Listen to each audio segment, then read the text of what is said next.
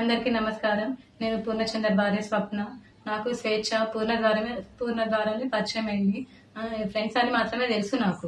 Relation ఉందని నాకు అసలు తెలియదు. ఈ రిలేషన్ గురించి కూడా నాకు తెలిసింది స్వేచ్ఛ ద్వారానే. తను నాకు ఫోటో పెట్టడం ద్వారా తెలిసింది. నేను పూర్ణని అడిగాను ఏంటిది అని చెప్పేసి అడిగితే చెప్పాడు.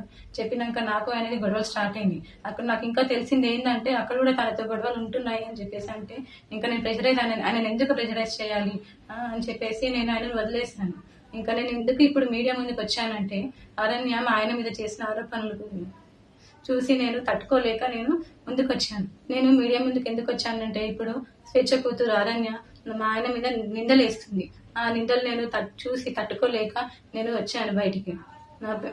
నా పిల్లలతో పాటే నా అరణ్యను కూడా సరి సమానంగా చూసుకున్నాడు పూర్ణ. చూసుకున్నాడు. తనకి స్కూల్లో జాయిన్ చేశాడు. ఫీజులు కట్టాడు. నా పిల్లలకి బట్టలు తీసుకున్నప్పుడు ఆయన కూడా తీసుకునేవాడంట. మళ్ళీ నేను నీ కన్న తండ్రి కూడా వదిలేసి వెళ్ళిపోతే కూడా పూర్ణ ఆ స్థానం తీసుకున్నాడు. కన్న తండ్రి కన్నా ఎక్కువనే చూసుకున్నాడు. నా కూతురు ఎలా అయితే చూసుకున్నాడో నిన్ను కూడా అలానే చూసుకున్నాడు అరణ్య. కానీ నువ్వు ఇలాంటి నిందలు వేయడం కరెక్ట్ కాదు.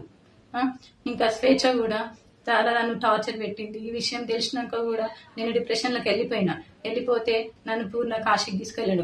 మైండ్ రిఫ్రెష్మెంట్ కోసం తీసుకెళ్తే అక్కడ కూడా ఫోన్ చేసి సతాయించింది. ఎందుకు తీసుకెళ్తున్నావు, ఆమె ఎవరని చెప్పేసి నువ్వు తీసుకెళ్తున్నావని సతాయించింది. ఆయన ఫోన్ లిఫ్ట్ చేయకపోతే నా ఫోన్కి చేసి సతాయించింది.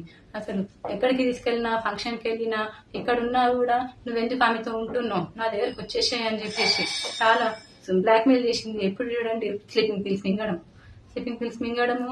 నాకు ఆడపిల్ల ఉంది. స్వేచ్ఛ కూతురు అరణ్యాన్ని కూడా పూర్ణ నా కూతురు లాగానే చూసుకున్నాడు.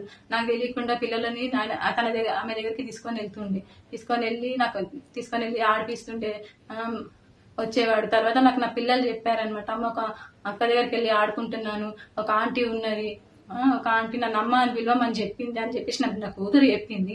నా కూతురు చెప్తే నాకు తెలిసింది. ఇంకా అప్పుడు అరణ్య ఇట్లా ఎందుకు చెప్పిందో నాకు తెలియదు. ఆమె తన వెనకాల ఎవరుండి చెప్పిస్తున్నారో కూడా నాకు తెలీదు.